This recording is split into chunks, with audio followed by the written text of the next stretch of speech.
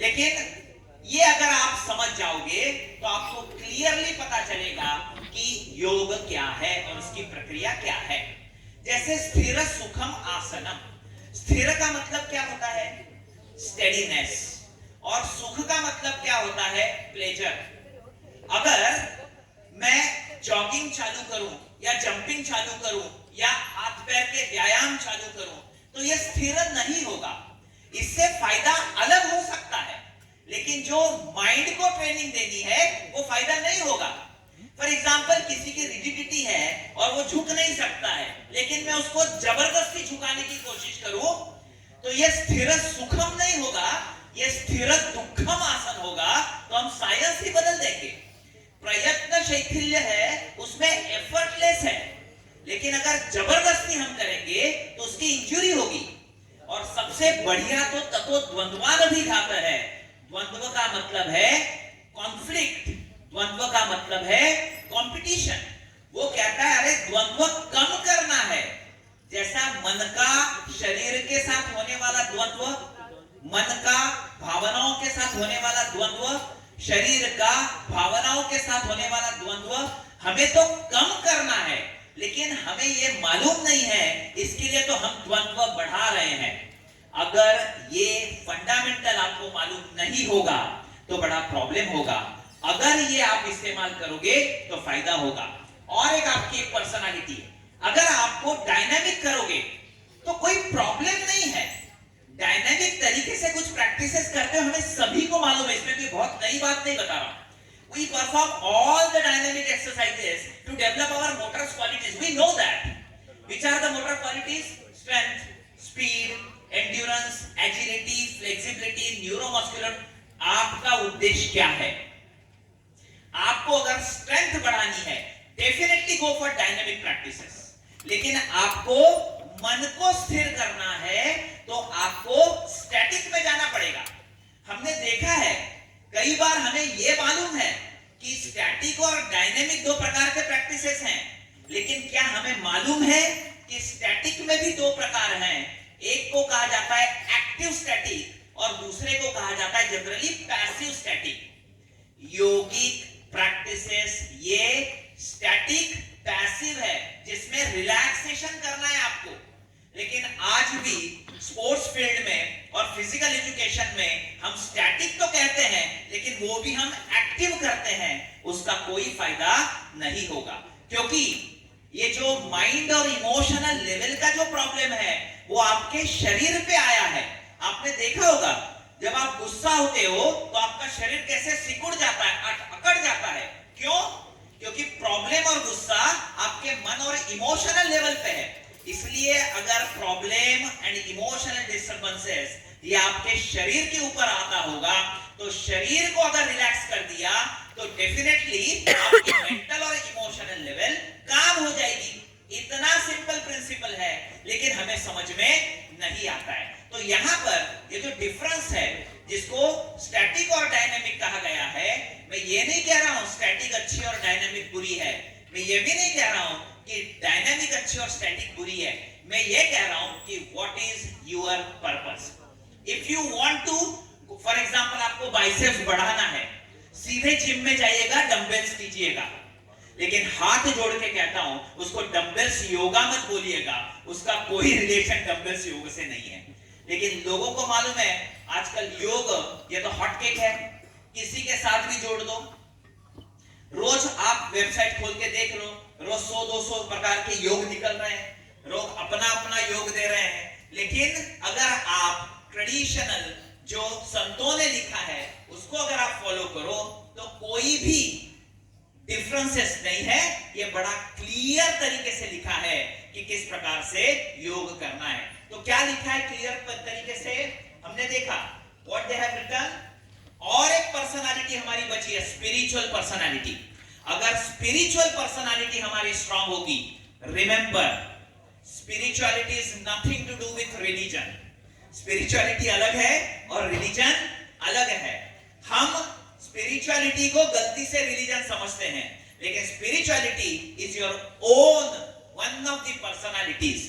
तो अगर स्पिरिचुअली आपकी पर्सनालिटी स्ट्रांग होगी तो याद रखना जो प्रॉब्लम्स सोसाइटी से आपको आ रहे हैं वो अभी प्रॉब्लम नहीं होंगे, वो आपके लिए अपॉर्चुनिटी होगी। दो प्रकार के लोग हैं, याद रखना। दो प्रकार के प्रॉब्लम है, याद रखना। दो प्रकार के लोग हैं, याद रखना। एक इंसान वो है जो अपॉर्चुनिटी को प्रॉब्लम समझ रहा है, और एक इंसान वो है जो प्रॉब्लम को अपॉर्चुनिटी समझ रहा है। आपको समझना होगा कि आप कौन से लेवल में हो। अगर आज भी आप अपॉर्चुनिटी को प्रॉब्लम समझ रहे हो तो आपकी मेंटल और इमोशनल कंडीशन प्रॉपर नहीं है।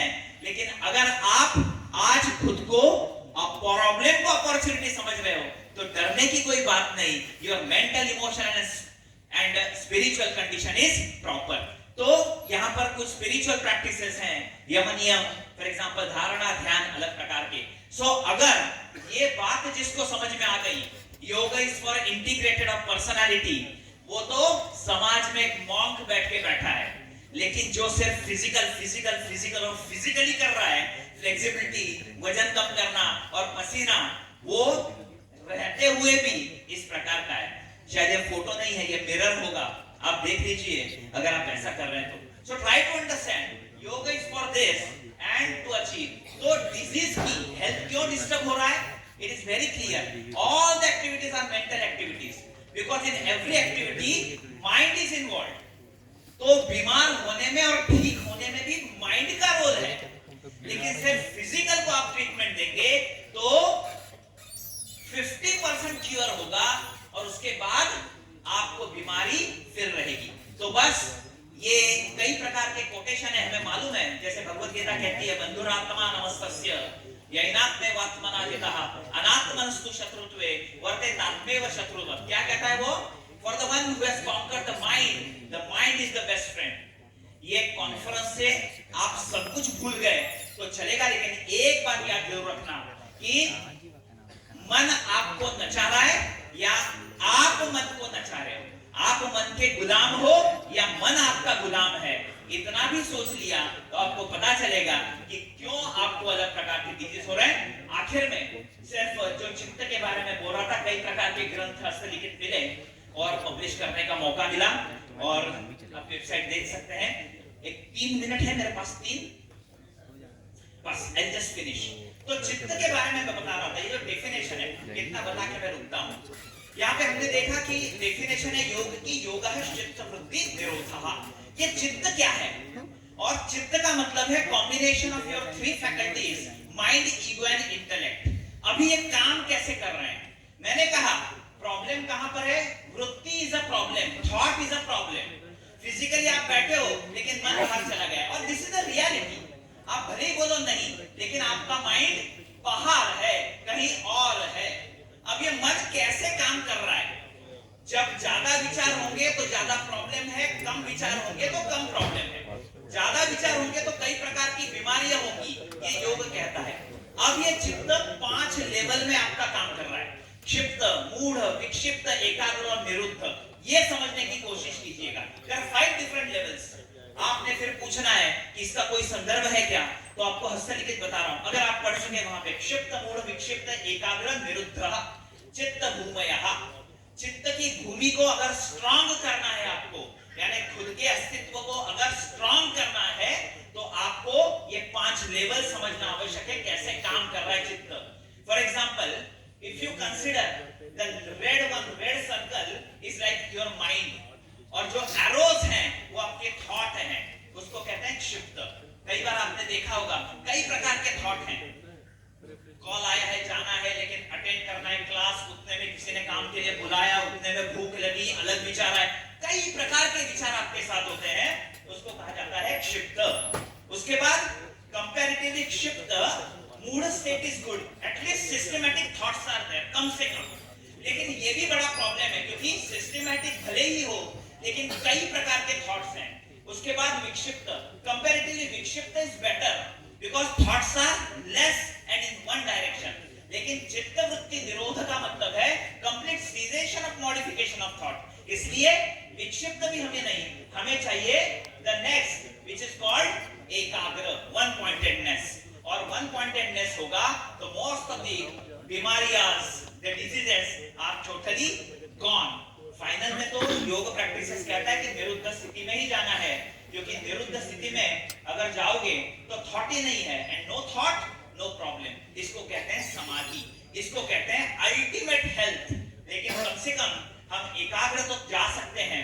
तो यहाँ पे ध्यान रखना है कि जो क्षिप्त स्थिति में है उसकी लाइफ बड़ी कंफ्यूजिंग है, उसको समझ में नहीं आ रहा क्या है, जो वो चाह रहा है नहीं मिल रहा है, जो चाहिए वो नहीं मिल रहा है, जो मिला है उसमें संतुष्ट नहीं है।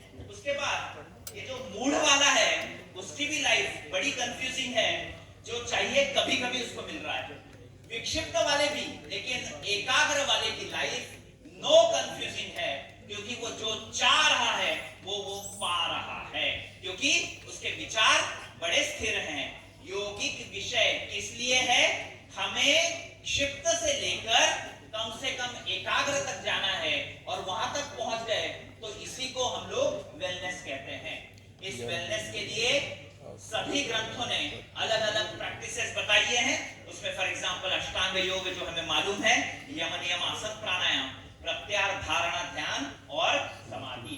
तो यहाँ पर आपको क्या चाहिए, ये चाहिए होगा तो जी लगाकर गलत योग प्रैक्टिसेस कीजिएगा, कोई रोकेगा नहीं। व्हाटएवर यू वांट, सभी गलत प्रकार के कीजिएगा अगर ये चाहिए होगा जीवन में।